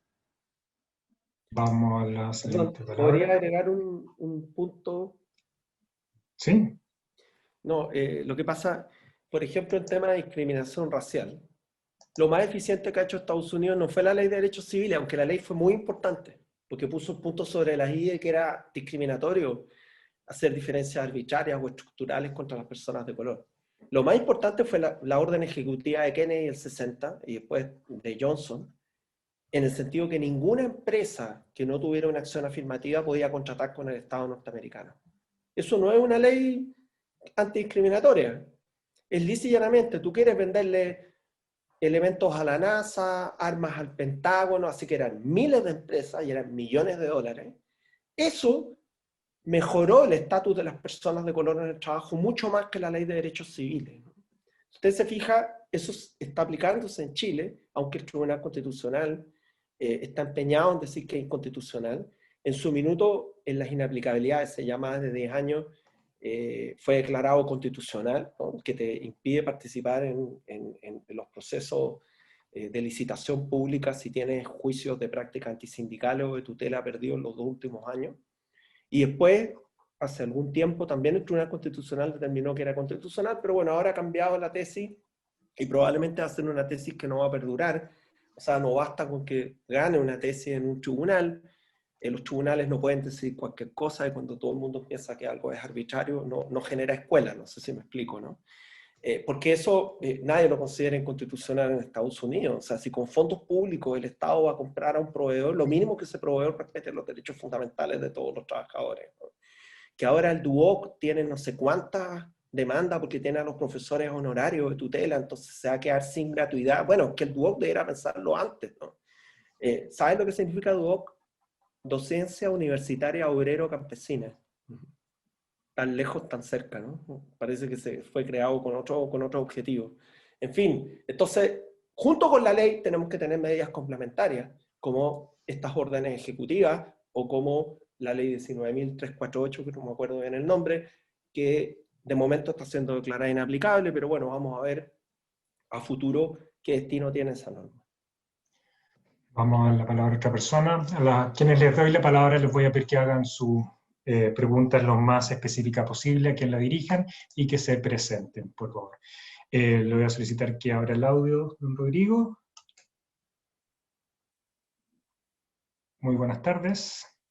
¿Aló? ¿Se escucha? ¿Ahí sí? Sí, sí. Buenas tardes, Rodrigo Vera. Yo soy juez de letras de Coronel. Quería hacer una consulta a don Sergio Gamonal y también a doña Diana, si se puede complementar, en el sentido de que respecto del elemento consentimiento que se observa en la descripción legal del acoso sexual, porque en el consentimiento la ley lo tipifica, ¿no es cierto?, o lo incorpora como para excluir el acoso, en el sentido, ¿no es cierto?, de exigir que haya acoso cuando hay un requerimiento no consentido por la víctima, y esto pareciera, ¿no es cierto?, según la doctrina, separar lo que es el acoso sexual propiamente tal de la seducción, por ejemplo, lo que se ha denominado como la seducción.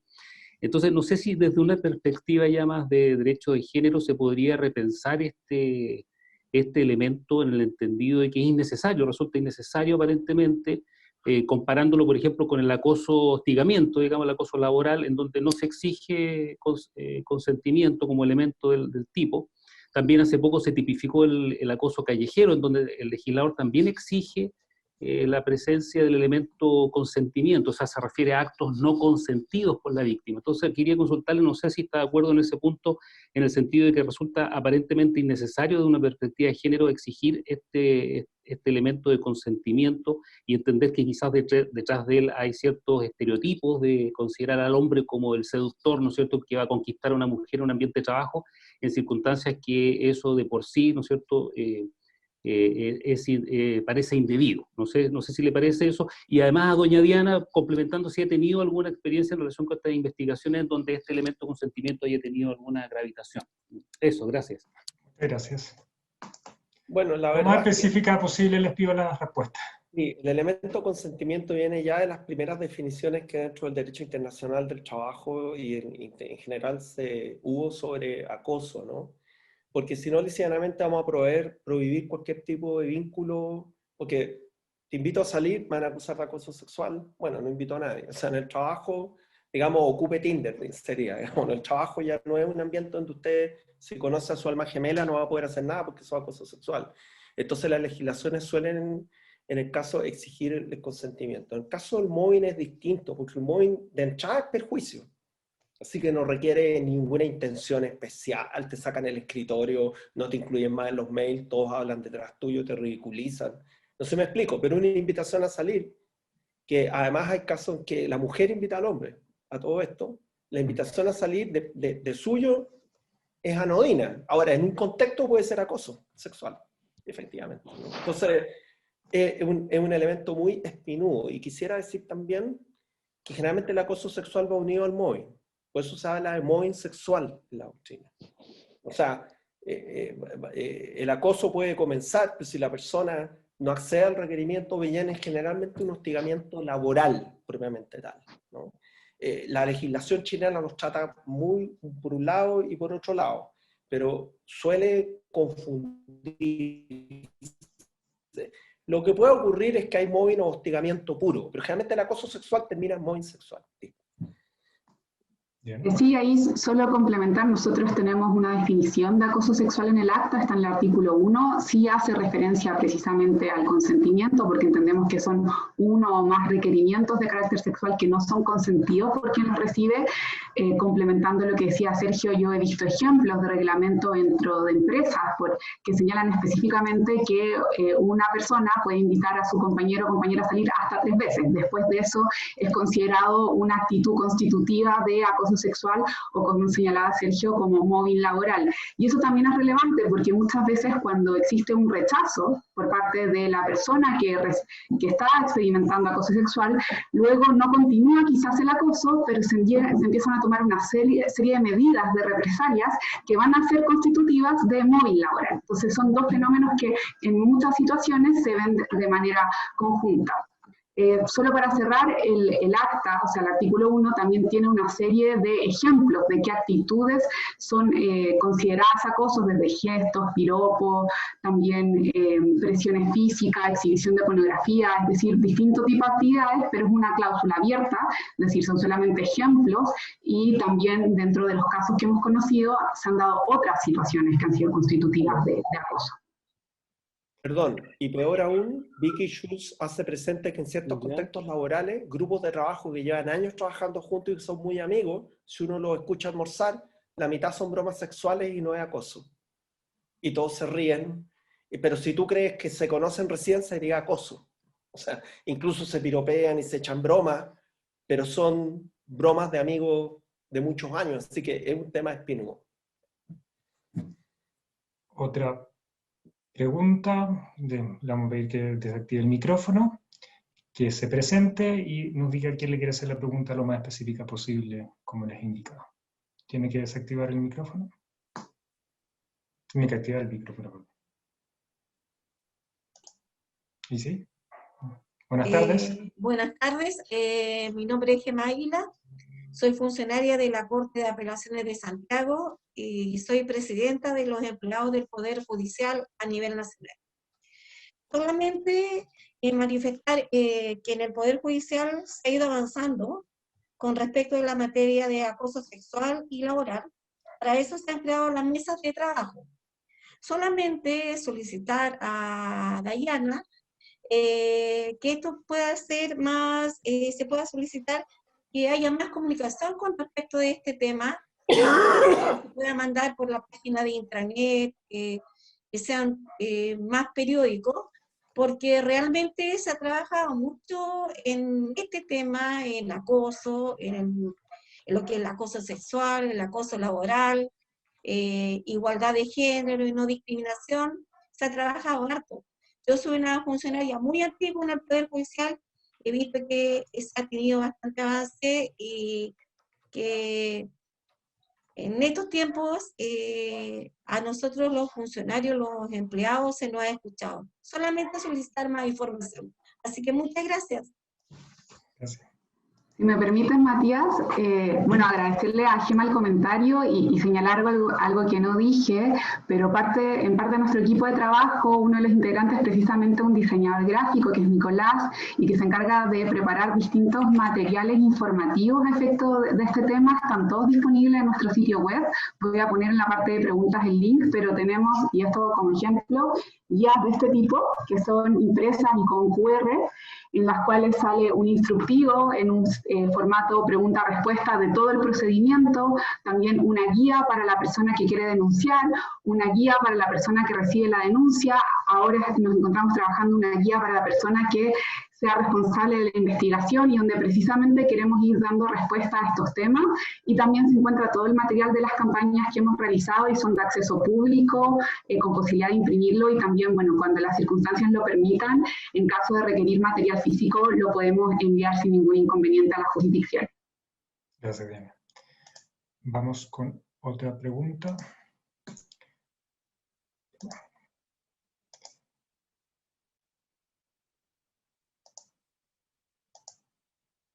Ahí sí.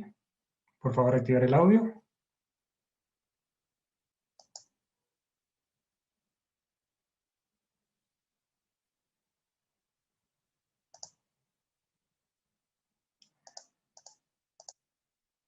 Bueno, vamos con otra pregunta.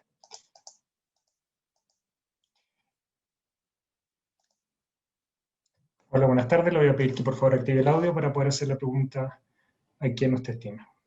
Ahí. Y que se individualice. Muchas gracias. ¿Se escucha? ¿Sí? Bien.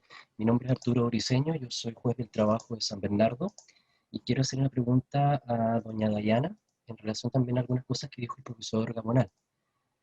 Yo soy juez del trabajo y yo fui objeto de móvil laboral. Yo fui víctima de un móvil laboral. ¿Ya? Yo fui trasladado de un tribunal a otro, ya dentro de la misma jurisdicción de la Corte de San Miguel. ¿Ya? Entonces, entiendo cuáles son las medidas de mitigación que existen, porque lo mío ocurrió hace 2 años ya, pero no había un procedimiento de acoso tan estricto como el que hay hoy día, no había acta 15 todavía, pero quiero saber algo súper importante. ¿Qué pasa con los efectos posteriores del acto? Porque tiene que existir cierta reserva de algunos antecedentes médicos, por ejemplo, que pueden estar presentes en estos casos. Lo digo porque yo he postulado y he quedado 10 veces en terna y nunca me han nombrado. Y uno de los rumores que se corre, y que no son rumores, sino que incluso tengo fuentes directas que me lo han dicho, a ti no te nombran porque en el ministerio dicen que eres conflictivo. ¿Por qué? Porque te trasladaron. Entonces, para bien o para mal, feliz o infelizmente, eso queda marcado en la hoja de vida de uno. Queda marcado, usted fue trasladado. Ahora, ¿por qué habrá sido trasladado? Nadie lo sabe. Entonces, esa es una marca. Y me pongo en el lugar de las mujeres. Me pongo en el lugar de la mujer que todavía en nuestro país la mujer no es respetada como tal. Hoy día todavía vemos, yo veo muchas veces casos de acoso laboral, que la mujer tratada y muy cosificada, y lo mismo ocurre en todas las instituciones muchas veces. Entonces, ¿qué ocurre con esa mujer que incluso el acosador sale absuelto por falta de prueba? O que esa persona es objeto de acoso sexual y luego, cuando se determina alguna medida correctiva, una de esas medidas puede ser, ¿sabe qué, señorita Diana? Usted va a ser trasladada desde la Corte Suprema, desde la Corte de Apelaciones X a la Corte de Apelaciones Y. ¿Qué pasa con eso después? Porque cuando la persona desee concursar, o cuando la persona desee pasar a otro lugar, lamentablemente la víctima resulta ser el conflictivo y el victimario nunca aparece por ninguna parte.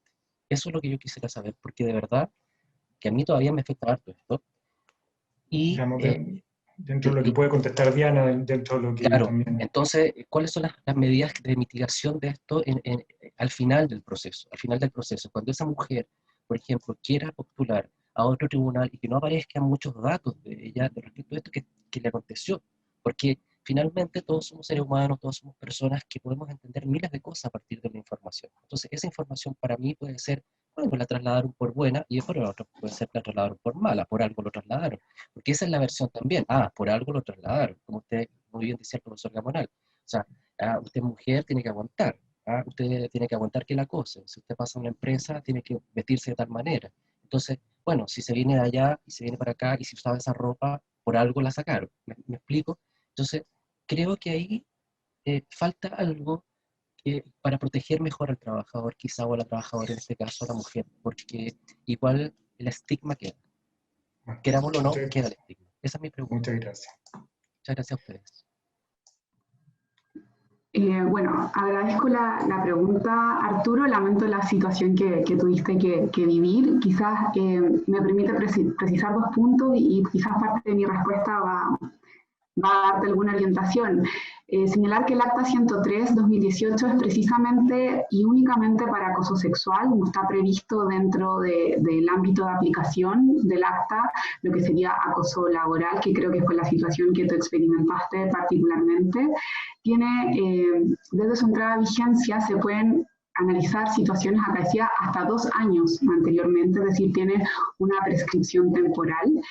Y señalar que efectivamente todo el proceso se rige por un principio de confidencialidad. Entendemos la reserva y el cuidado que hay que tener respecto a los antecedentes, por eso mismo tampoco existe, no son de carácter público ni las carpetas investigativas, ni el número, ni las personas involucradas. Nosotros damos un marco general al respecto. Sí creo que tanto la situación que tú relatas como lo que sería el mobbing laboral y el acoso sexual son situaciones que también dicen mucho de la cultura institucional, es decir, hay un desafío, y yo lo planteé en mi presentación, en cuanto a prevención y también de capacitación. Este tipo de situaciones, para erradicarlas, no basta con la creación de la norma, no basta con la creación de un procedimiento, ni siquiera con la aplicación de determinadas sanciones. Es necesario educar, y educar también teniendo conciencia de la sociedad en que crecimos y donde está marcada también por distintas nociones o teorías que son contrarias al principio de igualdad y no discriminación.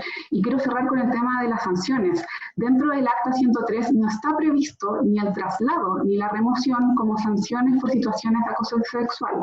Distinto es que una persona que ha sido sancionada por acoso sexual en virtud del Acta 103, posteriormente se solicita su remoción.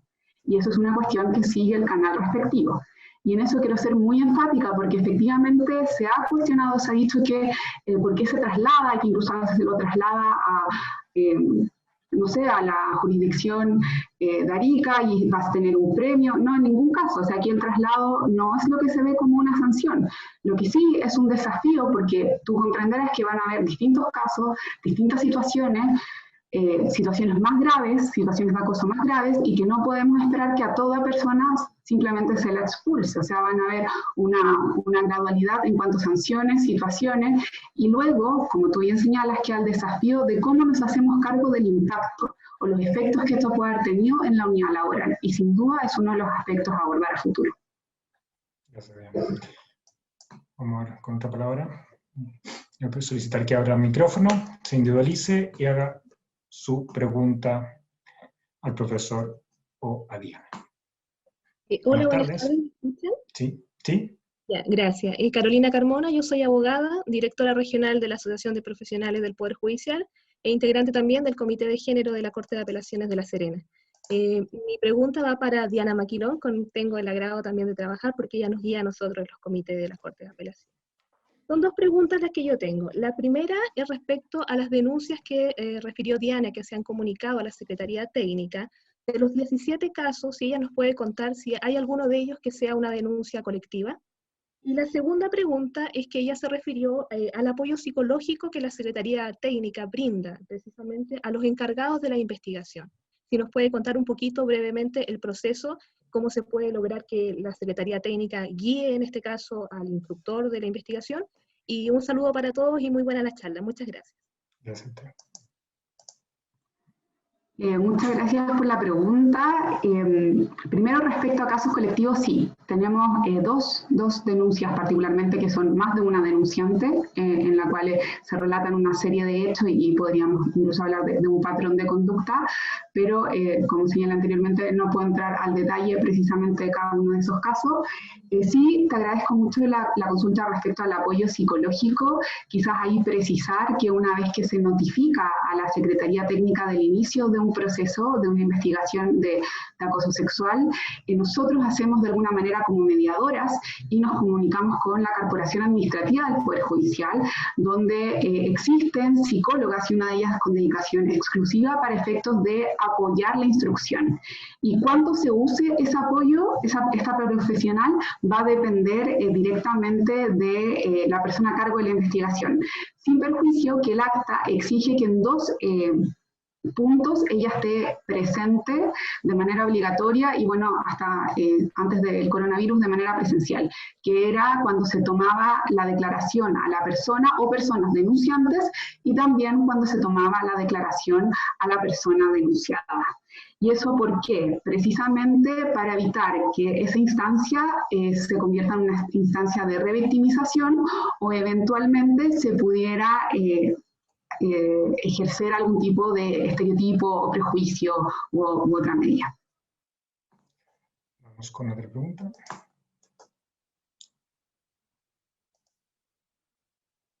Buenas tardes. Se individualiza, por favor, y hace la pregunta al profesor Diana. Buenas tardes, mi nombre es Flor Quesada, soy funcionaria del Poder Judicial y la primera pregunta va hacia el profesor Gamonal.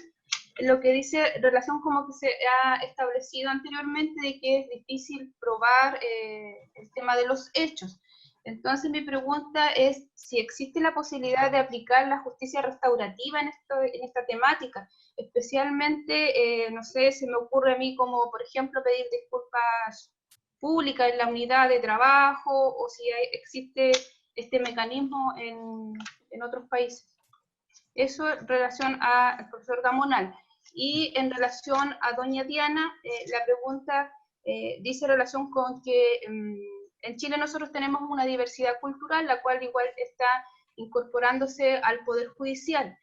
Y en ese sentido, entonces, mi pregunta es si existe algún trabajo o algo en relación a incorporar la diversidad cultural de las mujeres, dado que estas viven el patriarcado de distinta manera, entonces la forma en cómo afectan los hechos lo viven igual, de forma distinta. Esa es mi pregunta. Muchas gracias. Bueno, gracias por la pregunta. La verdad, obviamente, hechos como el pedir disculpas pueden complementar una reparación a la víctima. Ahora, el problema es que el acoso sexual termina siendo siempre bastante severo, ¿no? O sea, como que la autonomía sexual es una de las cosas más importantes que tienen las personas. Así que probablemente una disculpa va a tener poco peso, pienso yo, o probablemente se va a enmarcar, como tú mismo hablas, las distintas culturas. Puede ser la mímesis, ¿no? Sí, hago una disculpa, pero todos piensan que está bien, o que la persona fue muy exagerado, etcétera, ¿no? Yo pienso que en temas de acoso sexual, obviamente el cese de la conducta es algo clave, el pedir disculpa también, el que haya una indemnización también, y el que el acosador salga de la organización. O sea, como comentaba el juez, no es posible que trasladen a la víctima del acoso moral o del acoso sexual. Eso es revictimizar a la víctima. El trasladado tiene que ser el acosador o los acosadores, y según la entidad tendrán que salir de la organización. Yo creo que un contexto de disculpas dentro del patriarcado dominante puede ser, como digo, hasta algo medio jocoso, o sea, dependerá de cada contexto, de cada juicio, de cada persona, pero estamos en un contexto de una dominación masculina todavía muy fuerte, y sobre todo, como decía, citando a Ortega, en el ámbito de las creencias, o sea, tú ni siquiera te lo cuestionas, ¿no? Como un caso de tutela en que la trabajadora en su hora de almuerzo salía a almorzar fuera y le iba a dejar un hombre, pero los trabajadores se dieron cuenta que eran 2 o 3 hombres distintos. Así que empezaron a decir que era escort. O sea, una trabajadora va a almorzar, la lleva un hombre X, después la lleva otro hombre de vuelta en auto del almuerzo el martes, el miércoles, el jueves, es escort. Eso realmente es brutal, ¿no? Es brutal, digamos, o sea, con puros maní en el cerebro de los acosadores, digamos, o sea, es la cultura Rambo, ¿no? Entonces, si después de un acoso te dicen, oye, sí, hay que pedirle disculpas a la escort, ¿no? Digamos, echan bromas, así, digamos, no lo vamos a decir de nuevo, pero está en un contexto en que como que no es suficiente la disculpa. Pero obviamente creo que puede ayudar la justicia restaurativa a las otras medidas que se adoptan. Bien. Bueno, respecto a tu pregunta, quizás señalar que un tema que hemos abordado directamente en la Secretaría, tanto en lo que se refiere a Administración de Justicia, es la interseccionalidad, que la mencionó Sergio en su presentación en algún momento. La noción que en una persona pueden haber una o más o 2 situaciones que hacen que cómo vive esa discriminación sea aún más grave o tenga otros efectos. Es distinto una mujer trans privada de libertad o una mujer indígena con discapacidad versus una mujer profesional que tiene completa autonomía, por ejemplo, económica. Sin duda los efectos van a ser distintos y eso ocurre también cuando hablamos de situaciones de acoso sexual. Si tienes interés de revisar esta publicación, también está en el sitio web y señalar que también en este momento nosotros nos encontramos solicitando informes en derecho precisamente para poder abordar esta situación del fenómeno del acoso sexual y las medidas que se puedan adoptar, que como bien señalaba Sergio, requieren un cambio cultural, o sea, insisto, no basta simplemente la normativa y eso significa también ser más creativos, pensar un poco fuera del derecho y pensar quizás en un abordaje psicosocial a esta materia y ver cómo podemos incorporar esas herramientas a la labor que estamos realizando de prevención, sanción del acoso sexual en la institución. Lamento que no podamos dar lugar a las preguntas que quedan, pero estamos ya en el tiempo, así que le quiero dar la palabra a Diana y a Sergio para que den sus palabras finales de lo que ha sido la charla del día de hoy, junto con agradecerles a ambos por haber participado en lo que ha sido la excelente exposición de ambos en la charla de acoso sexual laboral. Así que les doy la palabra para que puedan despedirse. Simplemente agradecer la instancia, Matías, agradecerle a Sergio por su tremenda presentación y por habernos acompañado hoy día. Creo que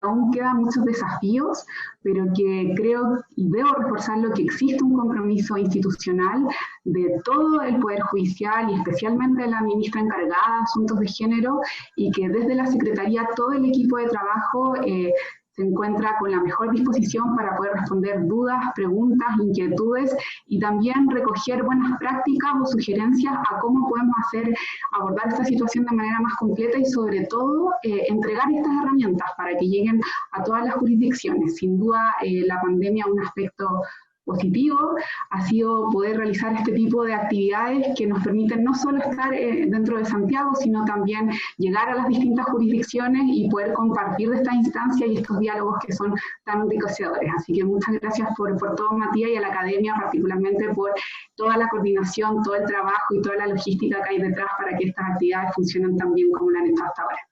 Gracias. Bueno, muy brevemente, antes de los agradecimientos, dentro de las preguntas y respuestas que había acá en el chat, había una que decía si un hombre subordinado acosa a la jefa, ¿es eso violencia o no? Evidentemente es violencia y forma parte del acoso sexual vertical ascendente en vez del descendente, que es el típico chantaje o quid pro quo.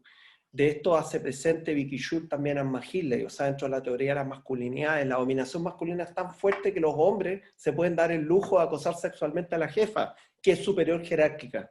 Y entonces el cambio cultural tiene que ser muy grande. Bueno, quiero agradecerles el espacio, creo que está en una actividad muy importante, le agradezco a Matías, a la Academia Judicial, a la Secretaría de Género. Me parece que lo que ha expuesto Diana Maquilón es muy relevante. Te felicito por la labor que estás haciendo en el Poder Judicial junto con otras personas, obviamente. Creo que el Poder Judicial puede ser un ejemplo para otras instituciones públicas y privadas de tratar de, digamos, tener una autocrítica y tratar de construir una cultura mejor. Así que es francamente admirable lo que ustedes están haciendo. Bueno, muchas gracias. Muchas gracias, Sergio, y muy buenas tardes a todos y a todas. Nos vemos mañana y espero que se quieran aprovecharle el día de mañana con la profesora Carmen Domínguez. Muy buenas tardes. Adiós.